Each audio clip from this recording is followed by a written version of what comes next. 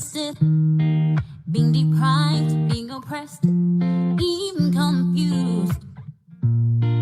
It's enough now, we're taking the power back. We're stronger than before, we're prouder, too strong. The worst is over. From Cape to Cairo, Morocco to Madagascar. From Cape to Cairo, Morocco to Madagascar. Good afternoon and welcome back to the AZAPO online political education platform. Today I am hosting Cde Mosibudi Mangena. We are going to have a conversation that reflects on the work that he has put together on his latest book, We Can Fix Ourselves, Building a Better South Africa Through Black Consciousness. And the focus of that discussion is really going to be centered and anchored around the sections that speak to how we can fix our local government, considering the fact that we are on the eve of another local government election. I think it is important that we tease his thoughts and ideas and views on what he thinks about how best to fix our local government. Cde Mangena does not need an introduction, and many of us know who he is, a stalwart of the Black Consciousness Movement, an honorary president of the Azanian People's Organization, and a former president of the Azanian People's Organization. And some of you may not know that this book, We Can Fix Ourselves, is, I think, his 8th book, if my memory serves me well. He is an erstwhile writer and author. Apart from being an activist, I'm not sure how he does it. Maybe it's something that he can explain to us. He has been spending, most of his adult life in struggle as an activist, but along that, doing a lot of studying. As you know, he is a mathematician of note, applied mathematics, a master's degree in that. And along with that, he started writing a number of books. And I think the first one was On Your Own back in 1989, and which was then followed by 2 books that he wrote in, I think, 1996, A Twin World and A Quest for True Humanity. And those were, were followed up by, which one was next? My Grandmother is Permanent, I think, around 2004, if my memory is good enough. And then there were other books that he wrote. I'm sure some of you may not know about his contribution on the apartheid fault lines, a book of essays that he wrote in 2015, which was then followed up by Triumphs and Heartaches. And there's also Let Patriots Stand Up. So this one is the 8th book. Cde Mangena, how do you do it? Even before we talk about these things, you are, an activist of note, and you've been very busy whilst you were active in government as a minister, first as a deputy minister and a minister, leading AZAPO, leading Black Consciousness Movement, and writing so many books. And yet we don't see many of, your erstwhile colleagues and peers contributing so much to knowledge production and creation. And yet here you are, producing knowledge in this fashion. Well, first and foremost, I like doodling, as I call it, a pen and writing things. I find that very, very fulfilling. Secondly, I'm inspired by my own people, the people that I work with, people that I discuss with, people that I debate with, and people that I interact with. It might be when I was in parliament, or when I was in exile, or when I was in prison on Robben Island, and so on. And that's you get all sorts of inspiration from your ideas. You can't write about things you don't know. If you had put me in isolation in a home somewhere, I'll probably not have been able to write all these books. And thirdly, there is a need for discipline. You know, writing is a lonely exercise. You might remember the poem at the very first page of Triumphs and Heartaches, which talks about how lonely it is. Perhaps I could even read it if that poem, you know. Yeah, please. Let me just fetch it. I attended classes in creative writing in Harare in Zimbabwe. We were being taught by a South African, and amongst other things, we were asked to write a poem, you know, and sometimes you write short stories about things you know about your grandmother, for example, and about your mother, you know, and those are very emotive, interesting characters. And if you are to be asked to write a book about your mother, for example, you will be surprised how much you discover how you take her for granted, because you know your mother is always there.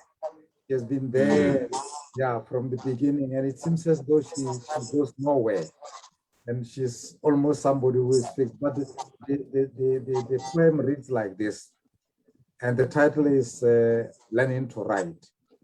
It says, learning to write is to turn sorcerer with words, to build mansions of verbs and nouns in the residence of my mind.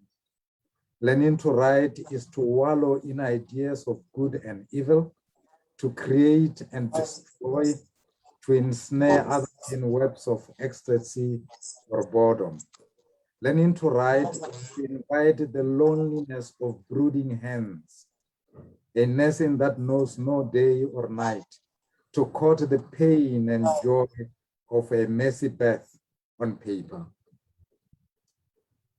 So our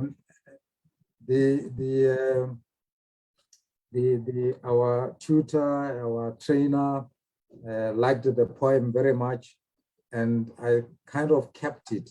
And when I was writing this book, I thought about that. So that's why I'm saying it is the loneliness of brooding hens.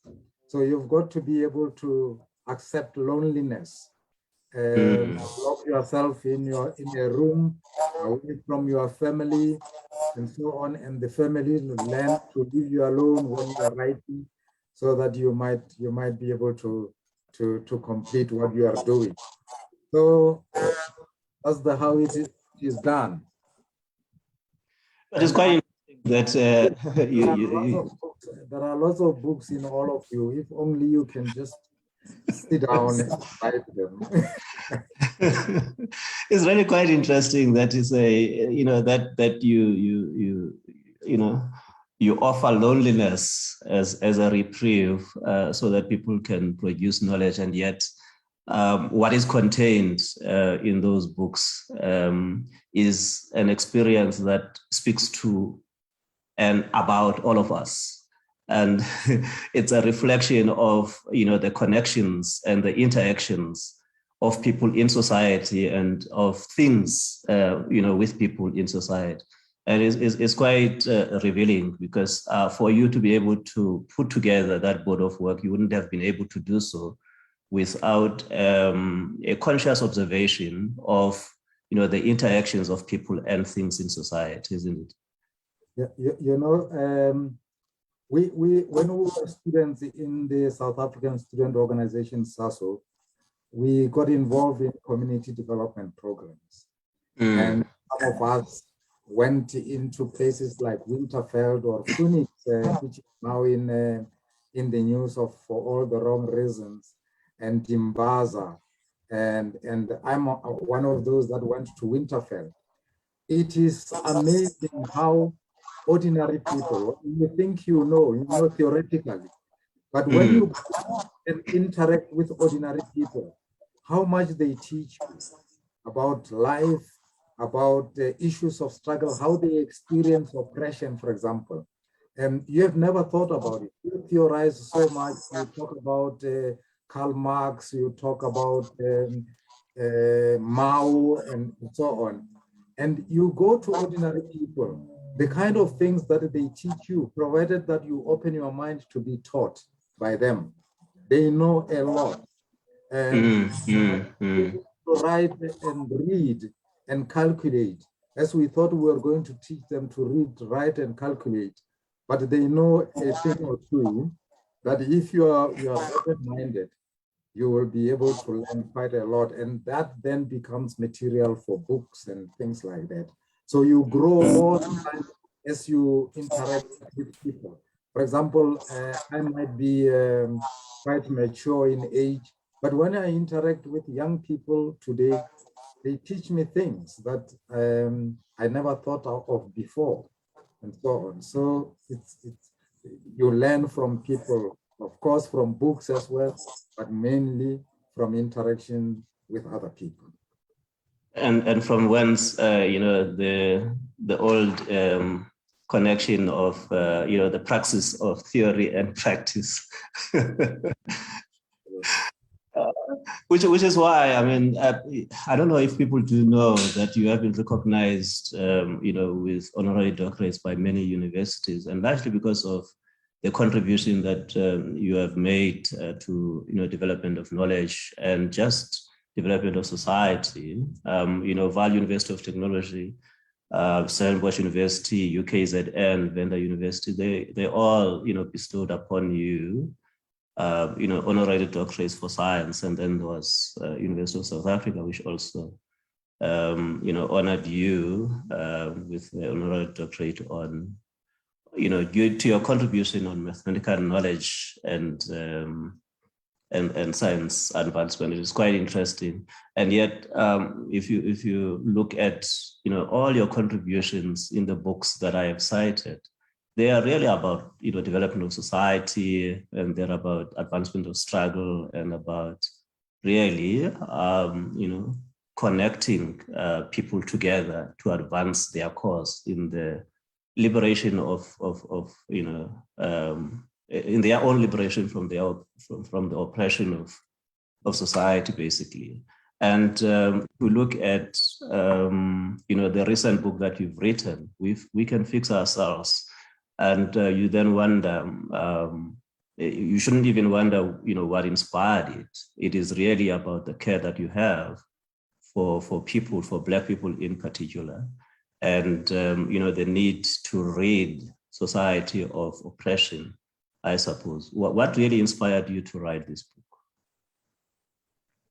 It's the general deterioration of our society, but particularly Black people. When many of us were involved in the struggle, we had high hope that once we have attained freedom, we will become a better people.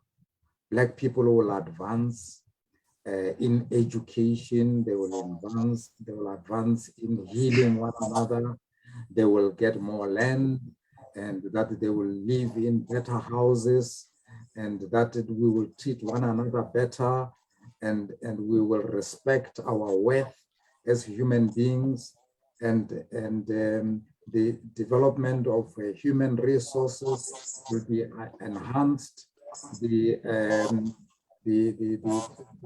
criminal justice system will work properly, and so on. But then what we get is the opposite. And we are deteriorating further and further under democracy when we are in charge than when we were under oppression. And even the bond we have as Black people who have been oppressed for nearly 400 years, it's weakening all the time.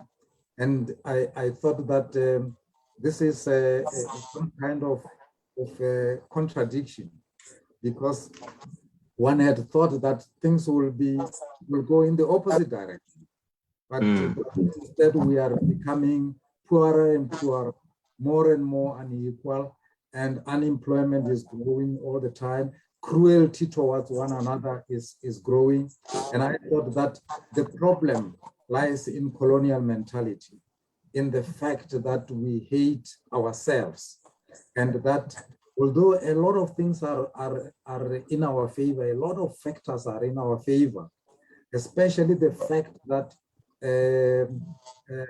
even though many people will contest it, and to a certain extent I will agree with them, that we don't have state power, we are just accommodated, we are in office, and I will agree with all of this.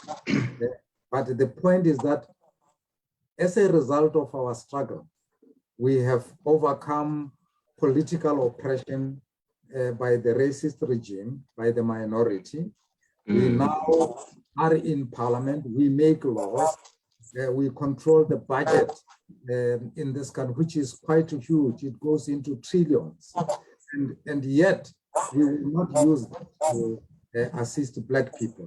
And so I think the problem is in the head. The wiring in our head is wrong. And we need to rewire our head. That's why at the front page of this book, you see on the cover, you see there are people working on the head there. And, and that unless we work on this head and get this head to be black and to be oriented towards the service of its own people, we are going nowhere. So we can have all this because we can have the minerals that we have, a variety of them. We are well endowed in as far as that is concerned. And the infrastructure in the country is the best on the African continent. And I talk about the fact that ESCOM is the biggest power generating or electricity generating company on the African continent. I think it generates 45% of all the electricity that is generated on our continent. And we should be and using it. I don't know about you, but I know that ESCOM did train quite a number of engineers and technicians. I'm one of them. Look at you.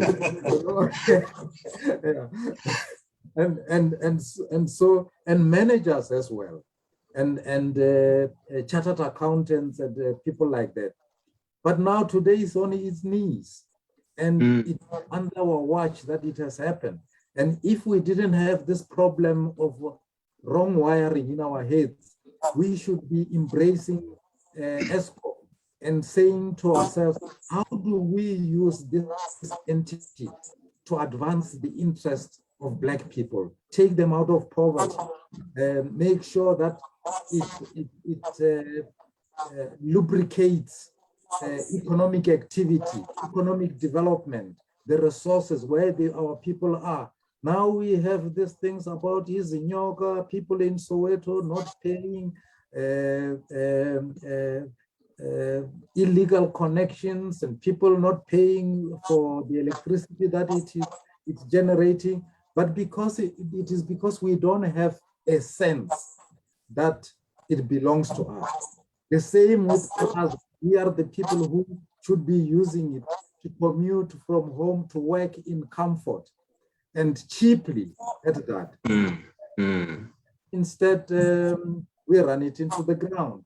And that's why I'm saying, and unless we can fix the heads of Black people, rewire their head, such that they are properly orientated, they love themselves first and foremost, they take themselves seriously, and they do not look down on themselves to the extent that, for example, African people in particular, the African component of Black people, are the only ones who would like to go and beg other people to teach their children.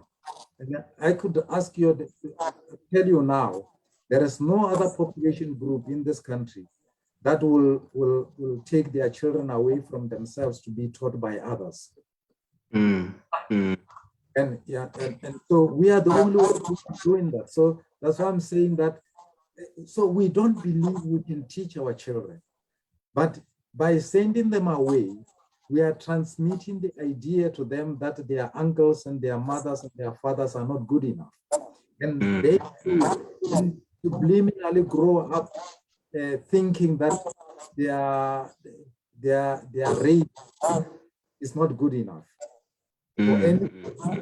Yeah, and we will be heading towards a society that destroys itself unless we change, unless we fix ourselves.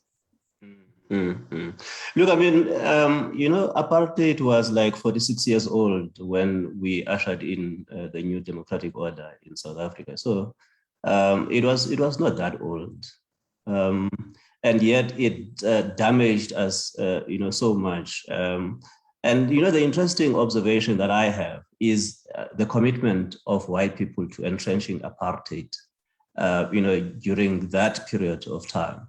And when Black consciousness came in 20 years later or so, it helped us with, this medicine that we are prescribing right now. It helped develop, the cure as an antidote to apartheid. But when we came to 1994, what did we have that gave us so much promise and hope that, we will have, the country that we so desire? Because colonial mentality was there before 1994, and it seems to have pervaded and continues much more stronger than before. And yet there was this much hope with 1994. What drove that vision of hope? The contest of political forces immediately in the lead up to 1994 and after 1994. We had people who love white too much, who had imbibed too much of the white society and what they are about. A lot of them have spent too much time in Europe, interacting with them and so forth, getting assistance and so on. And they thought that the only way in which they could continue to please those people was not to concentrate on their own people, but to advance this idea of a rainbow nation. But unfortunately, as I say in the book, the rainbow, it's ethereal. It's intense, but of course, it's the same as but they thought that they must please white people. Because what we have now is a compromise. And many people argue that the whites did not negotiate themselves out of power. They negotiated for the accommodation of Black people in the system that they have designed. And these Black people who had the upper hand as opposed to Black consciousness forces at the time of 1994. And of course, we also stayed out of whatever was happening. For good reason, we stayed out of that because we thought we could not associate ourselves with the things that we did not understand, but also things that in our analysis told us that we are not going to get any better. We are not going to get land. Black people will continue to be subservient. So this is really what happened. We stepped backwards, not forward, after 1994. And so these forces who were overtaken with colonial mentality, who loved whites too much, were the dominant force. And we found ourselves in this position. And as a result, we are marching backwards, not forward. Yeah. We are marching backwards. So in a sense, you can say instead of white, folk entrenching apartheid, we are actually doing it on their behalf. Absolutely. And we are much better at it than they were. A few, especially the black petty bourgeoisie, are dancing around with a few of them because they are hoping that the little crumbs that are falling from the table, they can nibble at those crumbs, you know. And you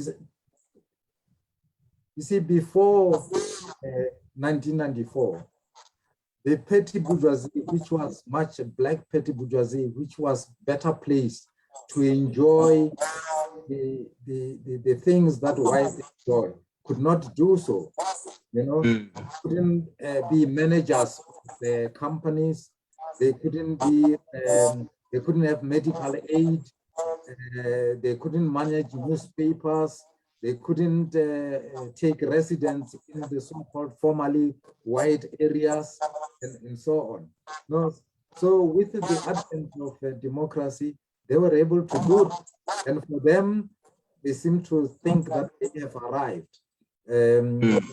Yeah, but then they at the expense of the masses of black people. Yeah. You know, the interesting thing about that is that if you look at history and you look at the history of our struggle, for instance, it has always been championed and led by the petty bourgeoisie. The likes of yourselves, Steve Bantu Biko, and Sobukwe, Mandela, they have always been part of the petty bourgeoisie. And, that lot is the one that then got themselves seduced by the trappings of state power right now. Can we really entrust the responsibility of ridding, the country of, the trappings of neo colonialism to this group of people, so that they can then bring people together in solidarity to fight against those who are misruling the country right now? Yes, we can, and that will come with a lot of conscientization. We must get down to conscientize this lot, but particularly younger members of the black petty bourgeoisie. Because you see, just look at the petty bourgeoisie of other communities. Look at the petty bourgeoisie of say the Jews. They might be doing whatever they are doing, they are big capitalists or so on, but they are in solidarity with their own kind, And the Afrikaners, the petty bourgeoisie thereof, they are in solidarity with their own people. There is, I keep talking about this thing all the time, that it doesn't matter where, as a black person, as a lawyer, for example, or as a doctor, where you put your surgery or your practice office. If you are a lawyer and you are here in Polokwane and you establish an office here, why won't patronize it? They won't ask you to go and represent them. You can open a restaurant, they won't come. And you can open a tailor shop and so on, they won't come. They patronize restaurants of their own. They patronize lawyers of their own. They patronize doctors of their own, and so on. We don't. So the problem is in the head. Instead, it is not ordinary people who do that. It is the petty bourgeoisie. They are the ones who do that. And to show that they have arrived, they want a white law. They want a white dog, and they want to be associated. They want to go to their restaurants and all that kind of thing. And the problem is in the head because we want to be as close as possible to associate with our former oppressors. And I think that if we don't correct this, this country will soon go to the door. Yeah. And yeah, we run the risk of becoming a failed state, and perhaps another revolution might be necessary in order to change things around. So we need to do that. It is possible to do that. And if we say it isn't, then we will be saying that the pedagogy of all other groups is different from us in terms of ability to identify with their own people. But amongst other things, it should involve the transformation of the education system. Our children should stop reciting Twinkle, Twinkle, Little Star, you know, that kind of thing. They should stop reciting, what is this one about the sheep? Baba Black Sheep. Baba Black Sheep. Yeah, Baba. They should stop doing that. And we should, as we go on, we should, in our high school and at universities, we should stop knowing too much about daffodils and admiring Shakespeare and Jane Austen.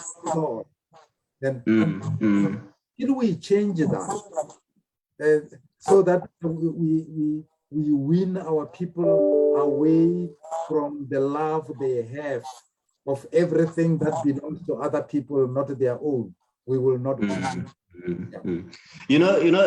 Despite the trappings of colonial mentality, those of you who were imbued with, huge doses of Black consciousness were very clear in your minds with regard to your commitment to people, commitment to, liberation of Black people. And I think that permeated to, the next generation of, struggle activists.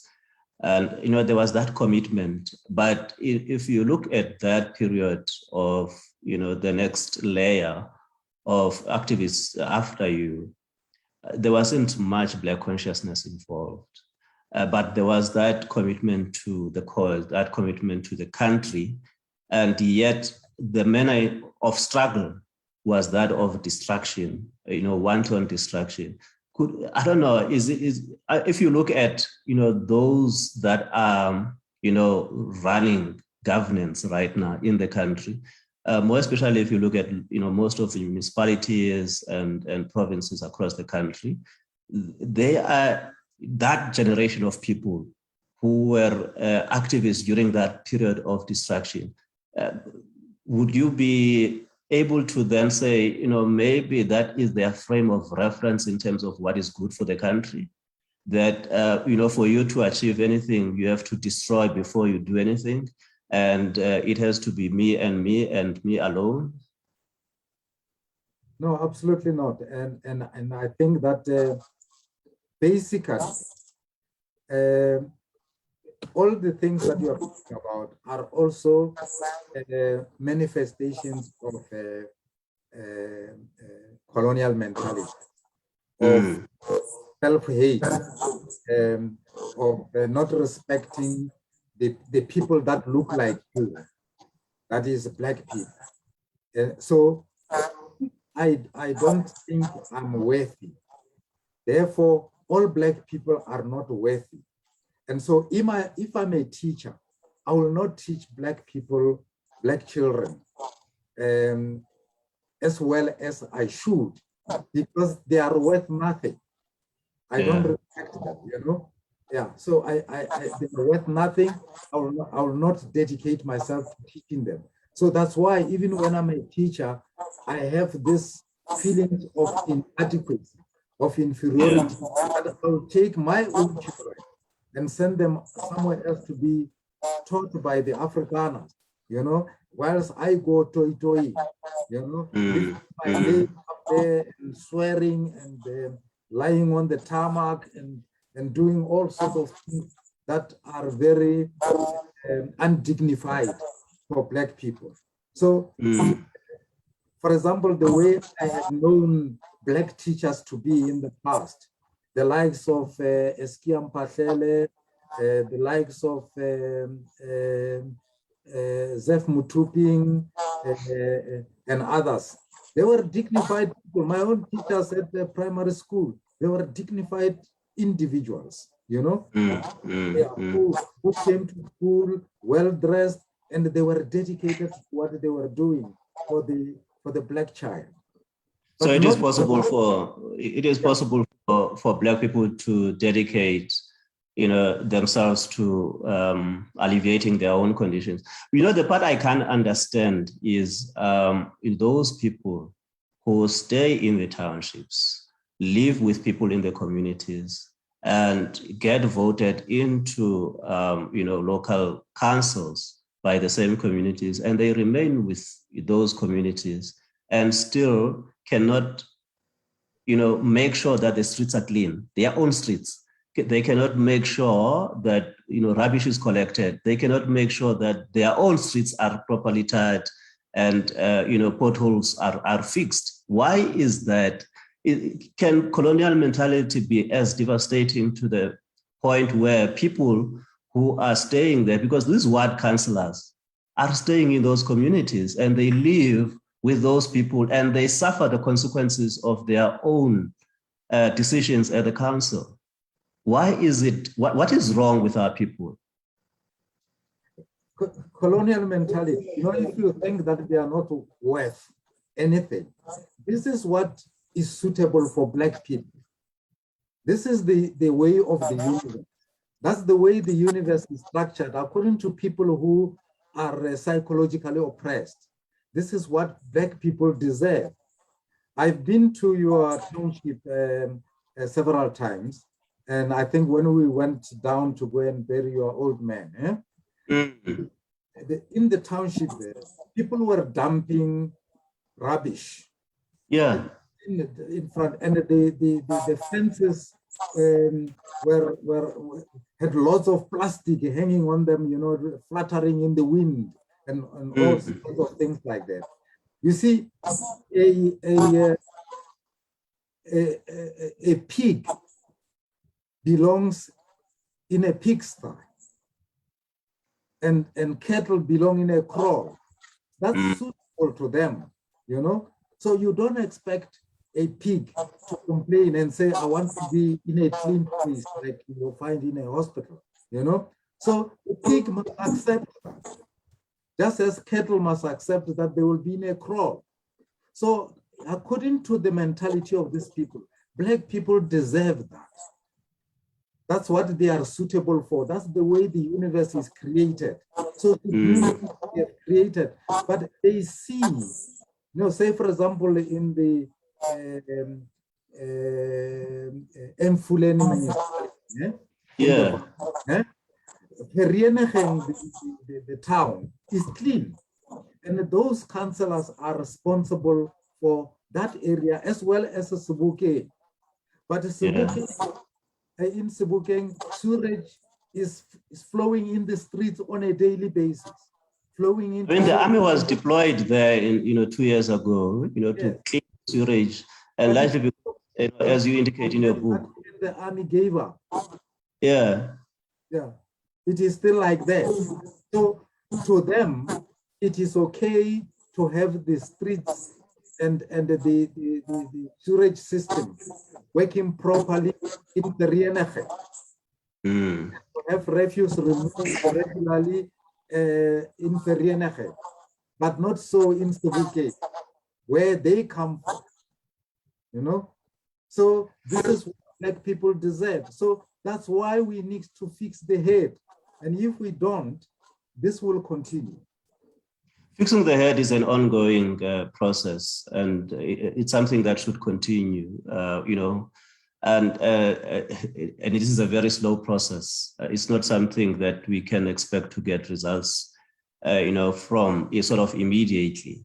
Now, the question is, what do we do in the interim? Whilst we are fixing the heads, we then need to be fixing, the lives of people. We need to be fixing our local governance. What can we do to solve the current problem? That chapter on local government, titled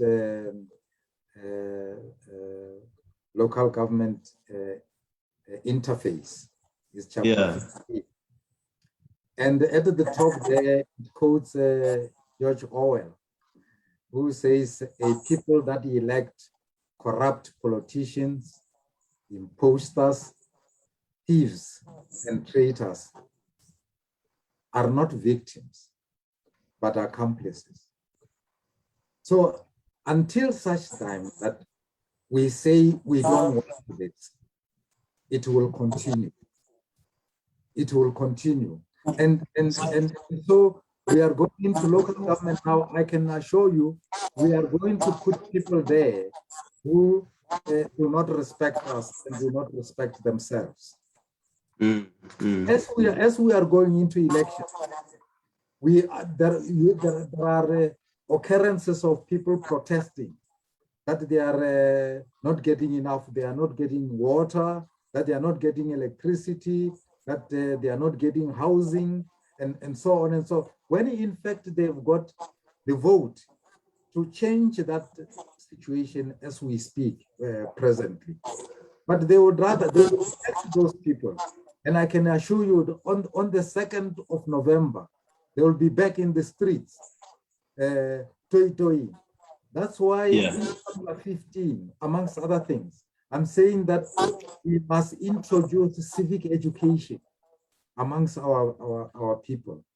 We can start with it must be part of the curriculum in our schools, but it must go to high schools, it must go to universities, it must go into communities.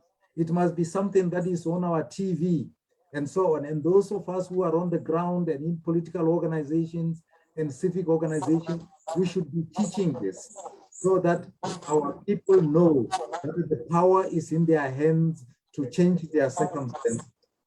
You know, during when we were doing community development program, including literacy work in places like Winterfeld and so on, amongst other things, using the Paulo Freire methods, that was saying to people that you are not helpless. You have got agency. You can change your circumstances. That's one of the reasons why there was Zanem in the Eastern Cape, at that village, clinic, that showed people that, in fact, as a people, we can have a clinic, run it ourselves, that will help to look after our health as a community. That's why in King Williamstown itself, currently now, there were cottage industries to teach people that they can do things themselves. So even here, people should not roll over and accept their fate. If we are a proud people, then we should say that, no, this is not for us. We can do much better than that. So in the meantime, this is what we will do. I've noticed, as you know, that I've moved around communities a hell of a lot, talking to them and so on. You know, if you go into an informal settlement on foot or on a bicycle, and you look like them and you say, let's change these people, they don't believe you. They believe someone who comes to them in a Mercedes-Benz. They say, well, you are more like us. There's no way you can change. They do not know. Change. The money doesn't come from the Mercedes-Benz. It comes from them. Yeah. So the civic education, a hell of a lot. And I'm saying that it must be introduced. But we, as people who are imbued with the philosophy of Black consciousness, should go back into teaching our community. Because since the attainment of democracy, we are now relaxed. We are no longer thoroughly involved in our communities. And somehow I think that we are overawed by people who come with state resources and say, vote for me, go and sit down and stretch your legs, and I will do everything for you. I'll give you a job, I'll give you a house, I'll give you this. A lie that was told for 27 years, and many of our people still believe it. So it would be tempting, as you say in your book, to aver that we deserve what we have. Absolutely, we are accomplices. We are accomplices. Yeah. We are in conversation about local governance in terms of how we can fix it, as written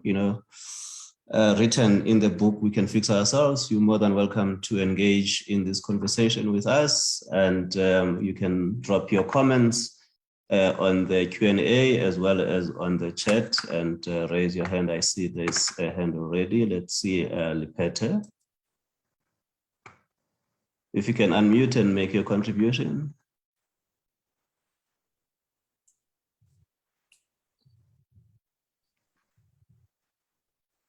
Lipete.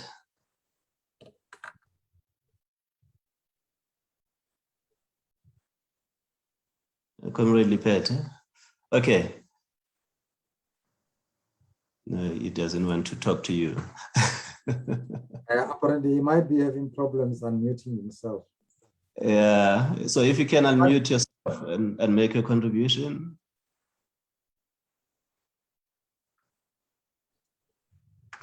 All right. So he's unmuting himself. Yeah. Even those of us who are in the consciousness movement should continuously remind ourselves that we are not made to live in townships. We are not made to live in villages, because I think most of us have accepted that Black people, especially Africans, belong to the township. It is unnatural. It is not like that. And when you travel to other countries, there is no township in Botswana. I don't know if many people know that there is no township, because they never had settler colonialism in Botswana. Yeah. So they don't have an area that is a town and where white people live and Black people live in a township somewhere, So they've never had that. But somehow it has sunk in our subliminally and unconsciously that Black people will live in townships in this country. But we have never seen anything different. If we have not gone to other places, we don't know. But in Zimbabwe, there are townships, because they also had settler colonialists who stayed there, oppressed them, and had a town or a city that said it belongs to only white people. And you as Black people will live in townships. So unschool ourselves and revolt against townships. Just as we must revolt against Mikuku, we must revolt against the fact that it is only Black people who still use buckets as toilets.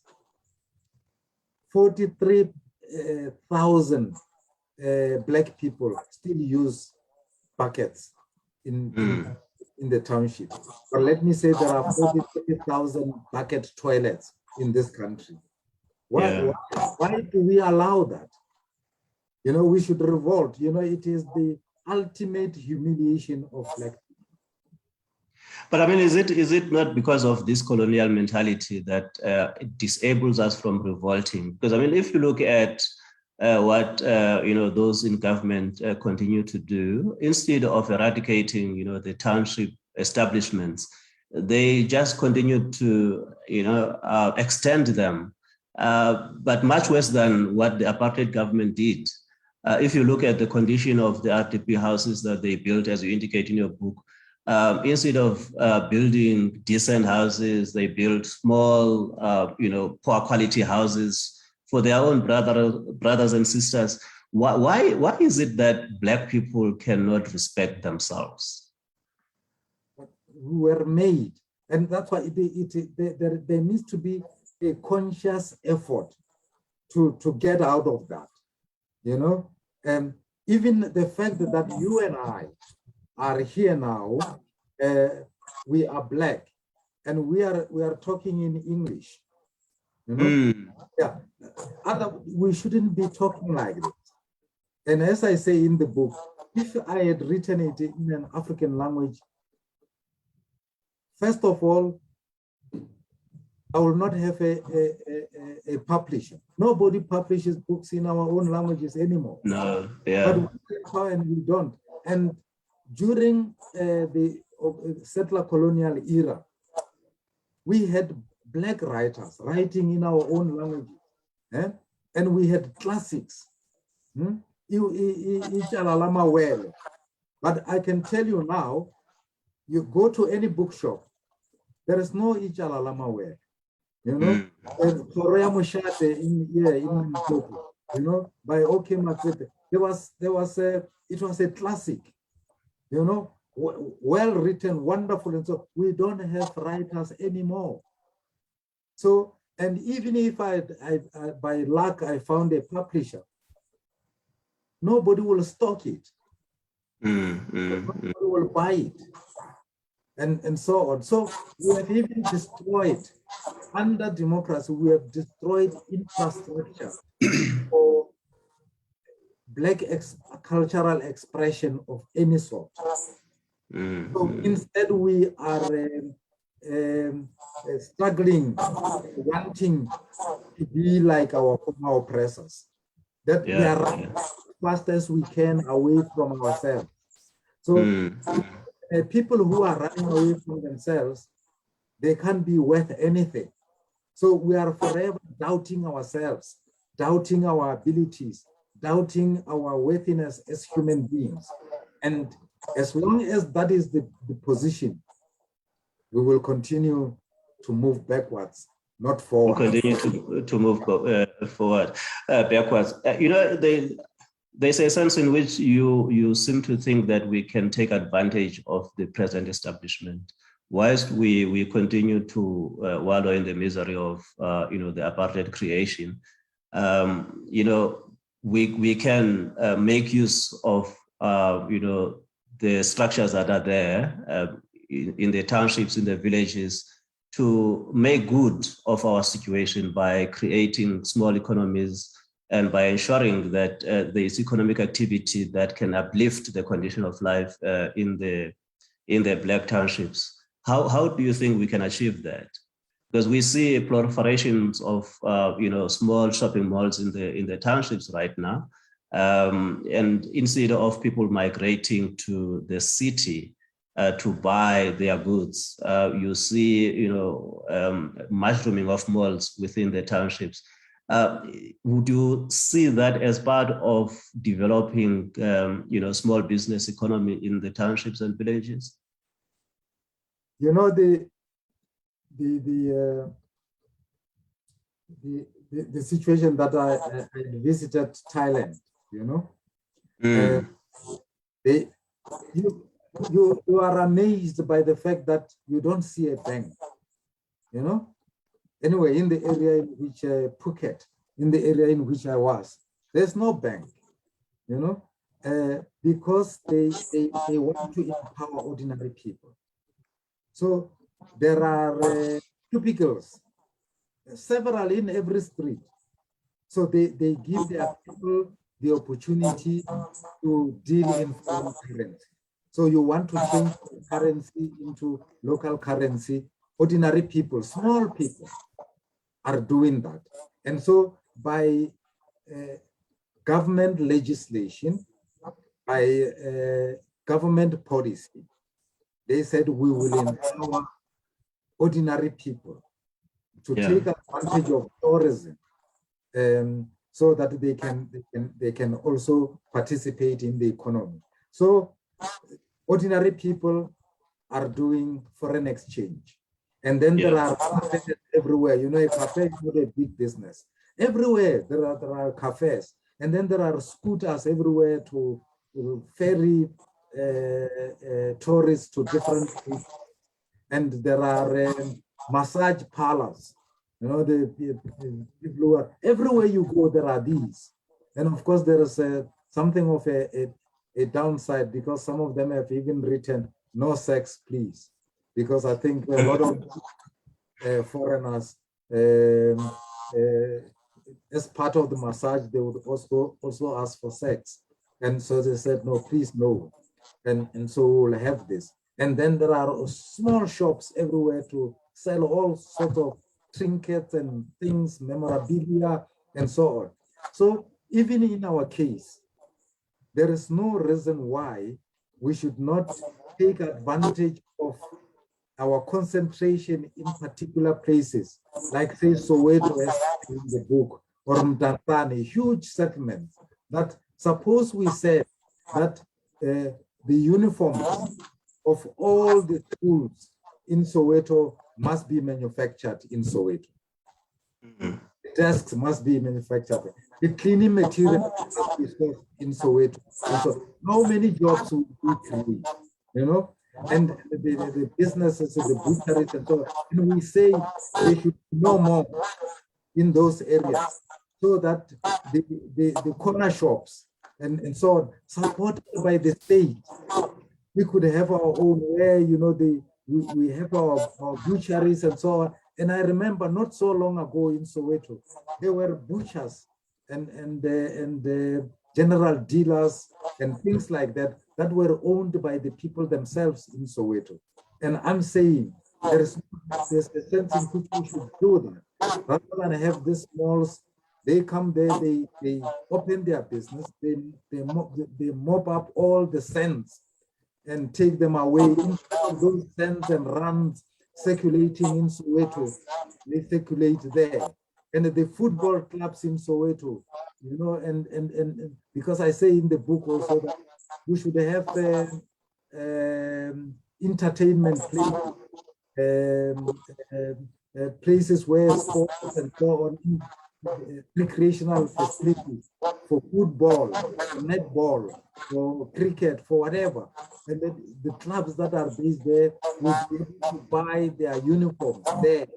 And so we create employment. People do no longer wake up in the morning and say, more about more Mrs. Second, you know, the whole culture changes. And the networks that we will create when people are producers of things that they themselves are using. And we conscientize one another to appreciate it. And in the process, for example, we will be saying, we don't want hostels, you know, the fact that now under democracy, we still perpetuate hostels. To make matters worse, they have deteriorated so much that they are, in my opinion, nobody should be staying in those hostels. They are filthy. They are just covered. Yeah. And I don't know if you have been to any hostel of late. I've been to hostels before democracy, and I've gone to hostels afterwards. They are terrible now. Horrible. Watch. So we don't care. We don't mind what our people go through, and we don't realize that even us as the petty bourgeoisie who are running the country, so to speak, we're wearing suits and driving these big cars. We can't have dignity as long as our people don't have dignity. They stay in those places. Comrade Siawe says, well, the time for the petty bourgeoisie to lead the struggle of Black people in this country is over. And the struggle should be led by the proletariat and the poorest of the poor. They are the ones feeling the pain.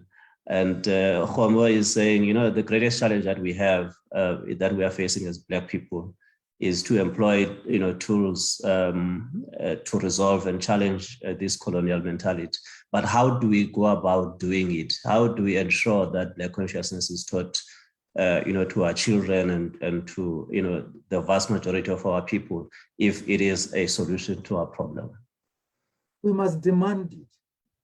That's why it says that we are not helpless. We should demand it. If those of us who are imbued with the philosophy shout at the top of our voices that it must happen. And we teach one another about it. We show the consequences of this colonial mentality, why we are going backwards. You know, I think that even this calls, you know, there are people now who are calling for the secession of the Western Cape. And it won't happen. But these things are said. It has not come all out since 1994. No, people have not been saying, white people have not been saying. And incidentally, the guy who is in the forefront of this call is a Briton, you know. All the way from here to come and lecture us about how the Western Cape should secede. And we allow that. And I think that, think of this thing, you can't go to Britain and say to them that Scotland should secede. I think they will keep you in no time at all.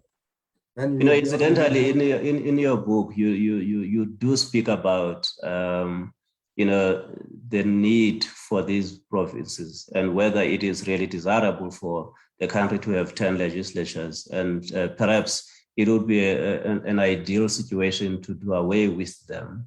And I'm not too sure, you know, to what extent you think that will resolve the problem of leadership at you know, local governance level.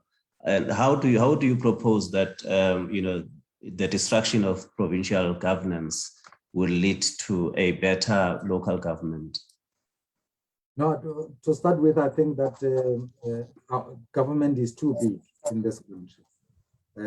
For 60 million people to have 10 governments is just too much. And the provincial level is almost superfluous. I don't know that, except in certain instances being used as for patronage purposes, but also the negative side is that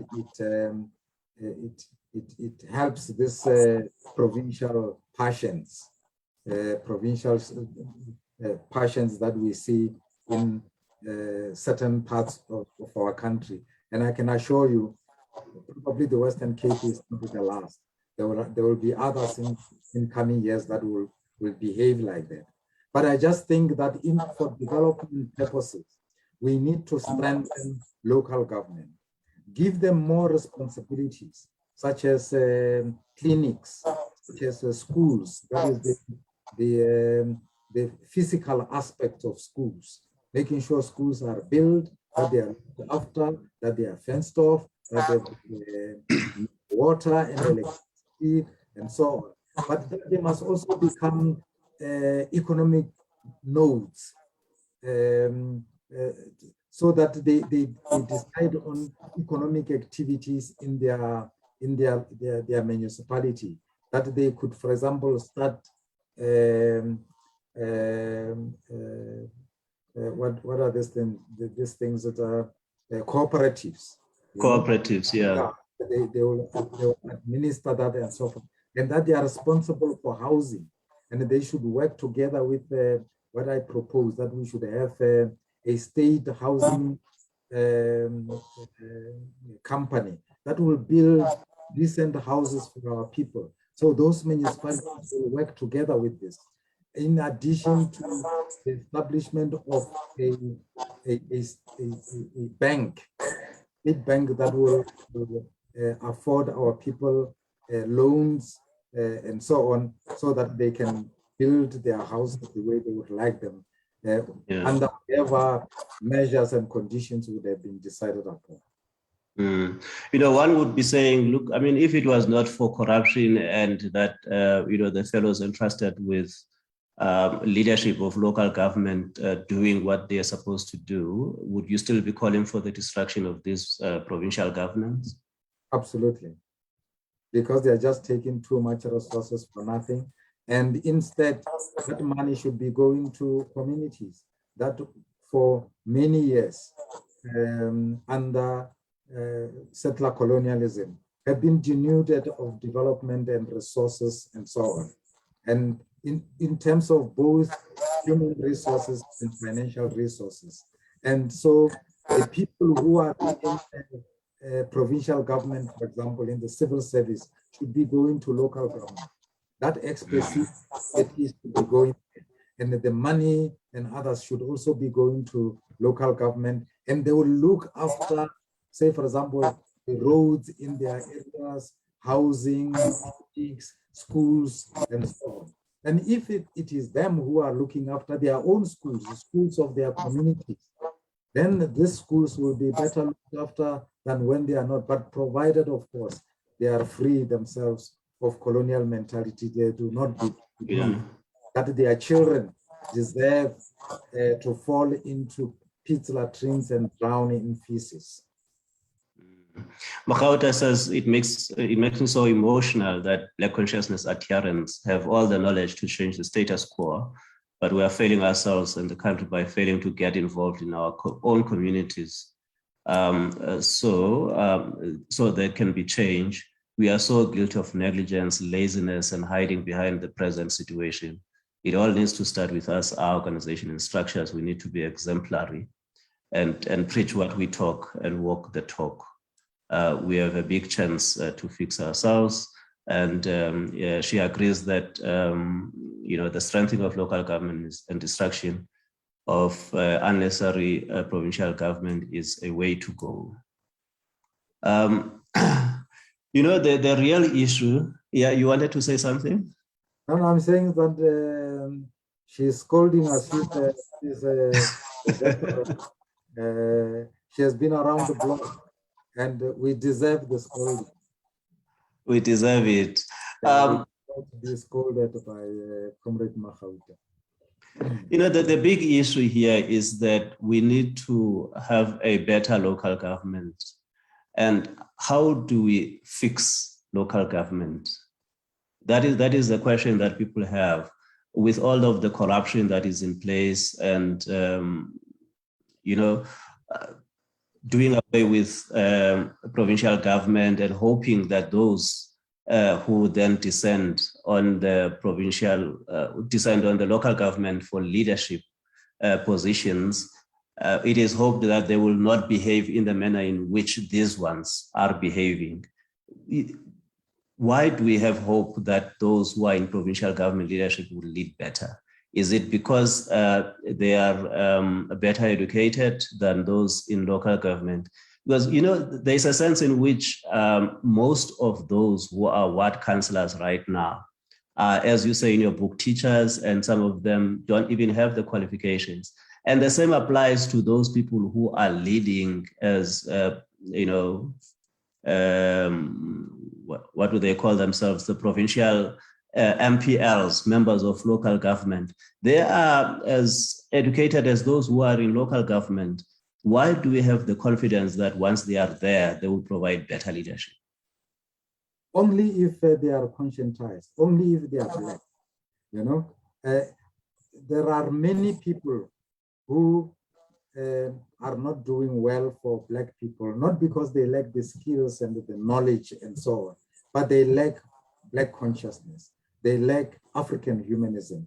They have no solidarity with their own people, And I can tell you, if I may name people, I have been so in awe of people like Brian Molefe.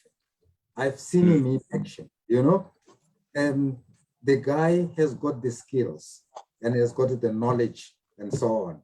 But I think the problem is they lack Black consciousness and solidarity with their people.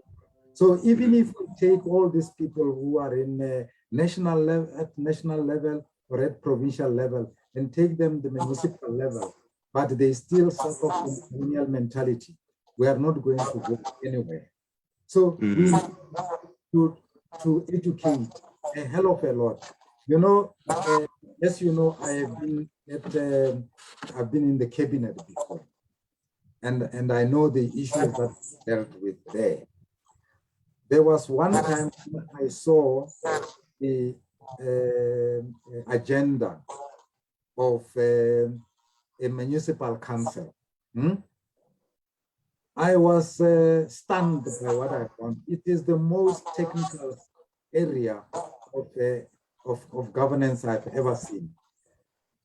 You know, you deal with very technical things such as the provision of electricity there at the practical level, not Yeah. as the national level where it will be a minister of, say, public enterprises, and you just look at the governance of ESCOM. But these ones deal with the actual deliverance of electricity into the houses, piping of water into the houses, and where the pipe must go, where the culvert must be. Is it the culvert or culvert? This thing. Yeah. The culvert. Yeah. How far it should be away from this, you know, where you can build, where you can't build, and so on. And they deal with those technical things and collecting money from residents and so on. You remember, maybe you don't, if you are very young, that municipalities were actually run by technically trained people, Yes. like Yes. Yes. and chartered accountants and so on. Mayors were not executive mayors. They were the local butcher or a lawyer and so on. They were ceremonial. They were not doing the actual work. Now we go and take a teacher who is taught to teach children in the classroom and make them executive mayors, which means that they must run the actual operations of a municipality. And I know of situations where a lot of councillors don't even open the pack that is the agenda, because they don't understand at all what is going on. So they just go there to go and sit and wait for time to vote, you know, and that there lies the tragedy of the situation in which we find ourselves. So we should go back to situations where we don't have executive mayors. But if we have executive mayors, they must be engineers or chartered accountants or people like that. Not a teacher, not a nurse, not me, who is trained in something else, as you had indicated, applied mathematics. Applied mathematics doesn't work at the municipal level, you know? Yeah. So you need people who are able to do these things properly. In the city where I'm staying, which is Polokwane, for example, things fall apart. And my investigation is that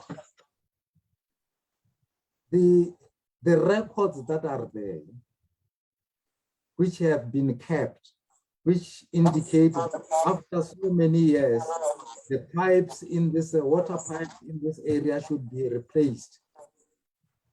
They are not being followed. Those people who are in charge don't even know that there are such records. They don't know that pipes ought to be replaced because they know nothing. They know nothing about it. And a comrade of ours who is in land surveying was telling me how the regulations on where the roads should be are not followed. They are not understood by the people who are running the municipalities, and people who are developing settlements don't know that, for example, you can't develop a settlement without providing space for a clinic, for a school, for recreational facilities, and so on. It must be standard that as you open up a settlement area, you must at the same time say, this is a site for a school, this is a site for a church, this is a site for a park, this is a site for a clinic, and so on. They put up these things, and these developers get away with murder, even though they know that they must get these things in place. When they get to a municipality and nobody asks them for a site for a school, a clinic, a park, and so on. They just go ahead because it saves them money. And because according to the regulation, the developer must, apart from designating such an area, they might even be asked to build that school or contribute towards the building of a school, but that's not done. So we need who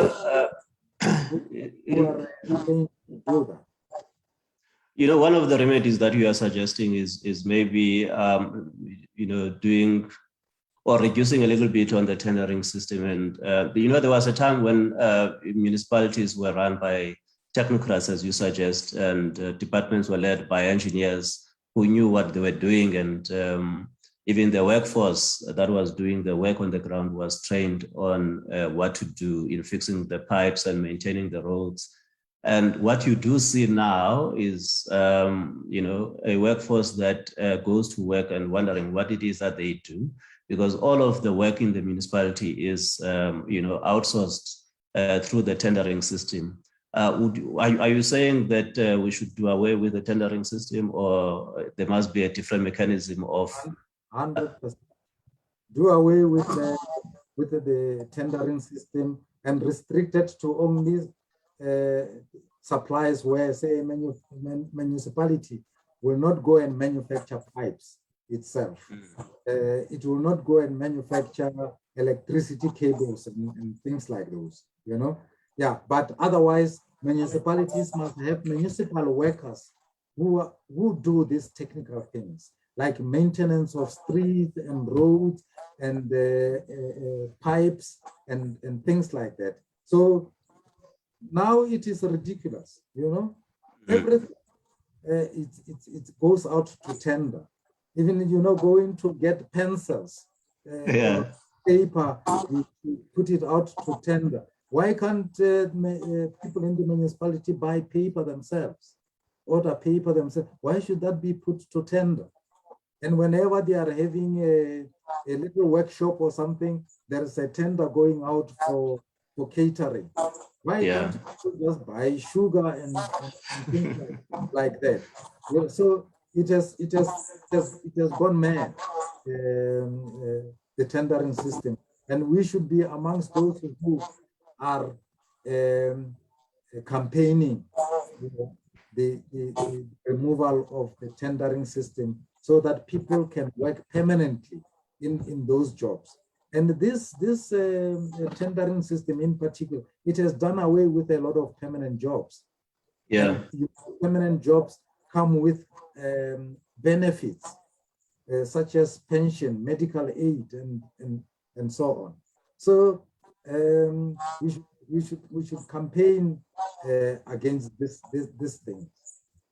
Just as, for example, I'm saying somewhere that if our things are working properly, for example, our hospitals and clinics are working properly, even the glamour for medical aid will diminish.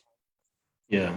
But that, amongst other things, will mean that the president, the cabinet minister, and all those people should use state resources, such as hospitals. When they are sick, they must not go to Russia. They must go to our hospitals and our clinics, which should be top class. And I know that as far as medical training is concerned, we are still tops. That's why our medical personnel are in demand, and most of them go to places like Canada, like the UK, Australia, and New Zealand, and so on. They are top class. But the petty bourgeoisie running the state now is failing to maintain the hospitals and the clinics and to make sure that they are supplied with enough medication to be able to function properly. And Lesego says, the Black consciousness message seems to be swimming against a strong populist tide. And what needs to be done as a short-term plan to rescue the country from self-destruction? Again, we know what to do.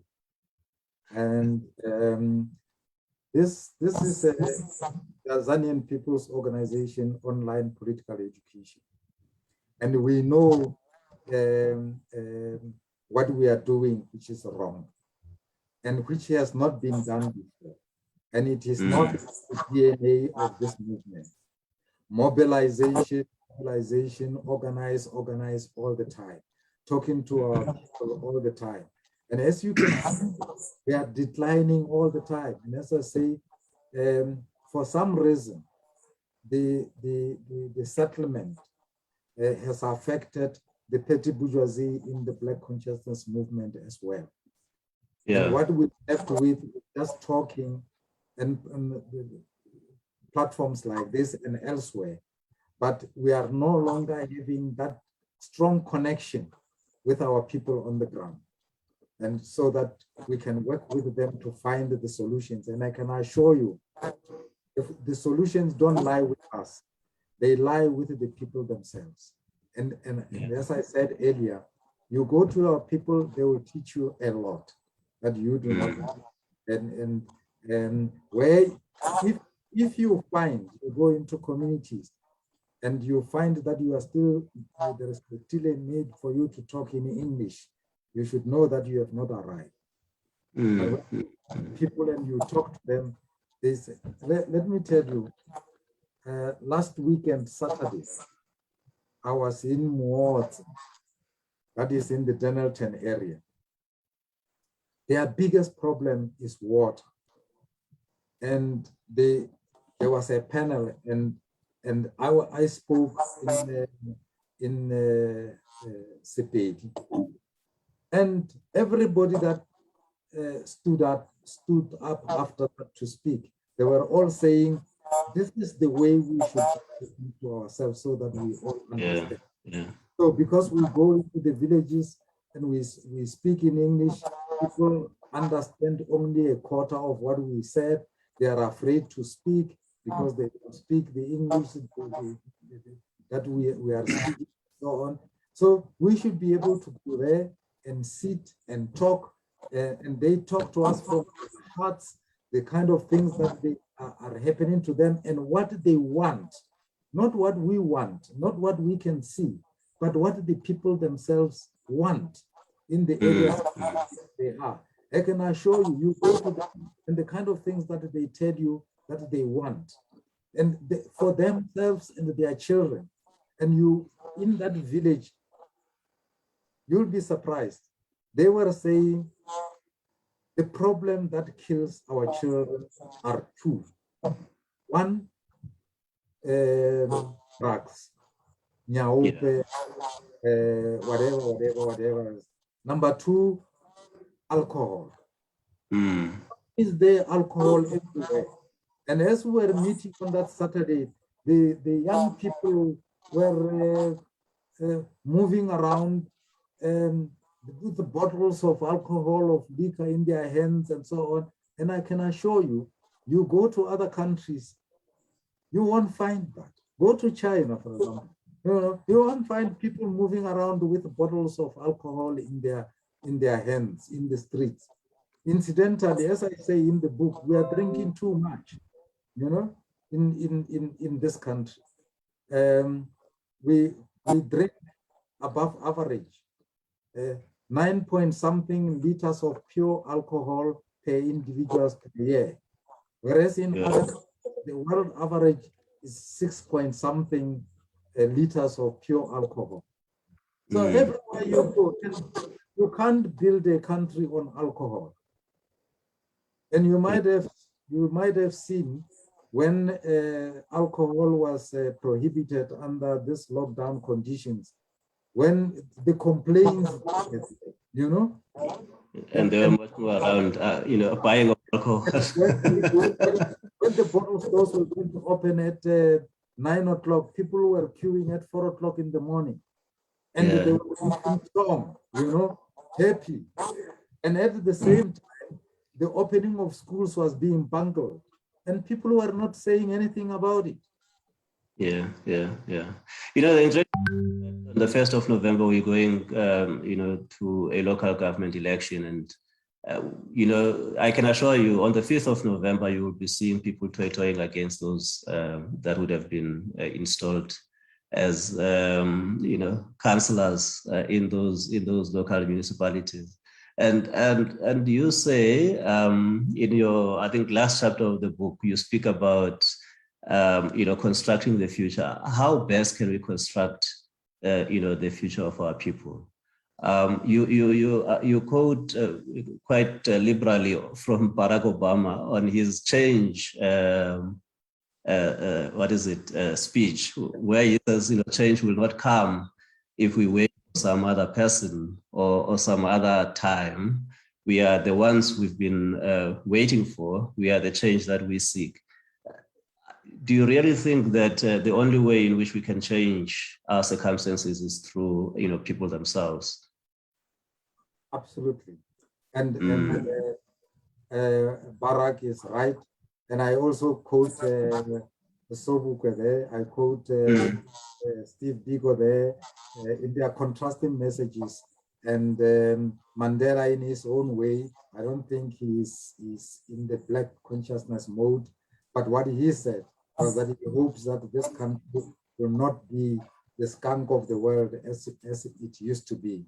And I quote Cabral there, and he's saying that we may have this beautiful constitution and so on. But I'm saying that 1994 did not just happen. It came because of the struggles of our people, and that we must own that victory. We must own that advance that was made. Now we are no longer being arrested. We can organize as freely as we wish, and so on. That didn't just happen. It happened before because we struggled. And that we should, and I know that many people in the Black Consciousness Movement are saying that was a sellout arrangement. I agree that it was a sellout arrangement, but we gained something. And that's something we are not being arrested. We are in charge. We can go to parliament. We can go into those municipalities. We control the budget of the country and so on. We should embrace that and use all those things to advance our struggle for complete emancipation of our people. And that we must stop complaining about whites who are just less than 10%. Every other day, people are complaining about the white being racist and so on. White are not complaining about us, except that we are incompetent. And of course, around dinner tables, probably they are talking about, and they're just saying, look at them. But we should be saying to ourselves that we will pursue excellence in the interest of our own people.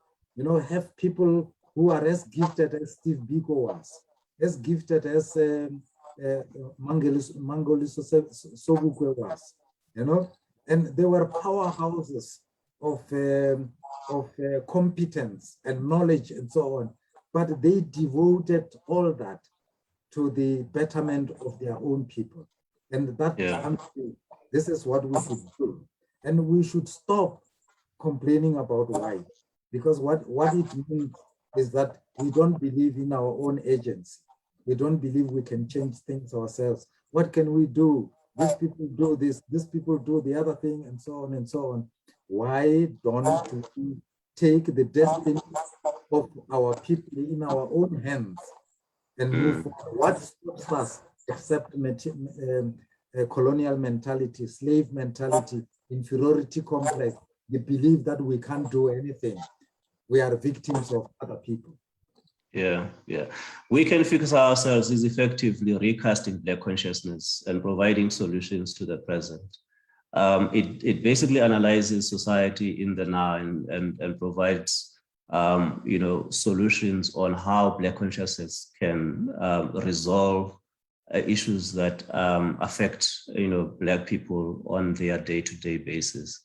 And it effectively summarizes what the marching orders in terms of what Black people should be doing, and that they can do through Black consciousness. Would that be a great summary of what you are proposing? Absolutely beautiful. Thank you very much for spending the afternoon with us. It was great. And that was a conversation with Cde Mosibudi Mangena. And Let's end it there for today. Until next time, thank you and goodbye.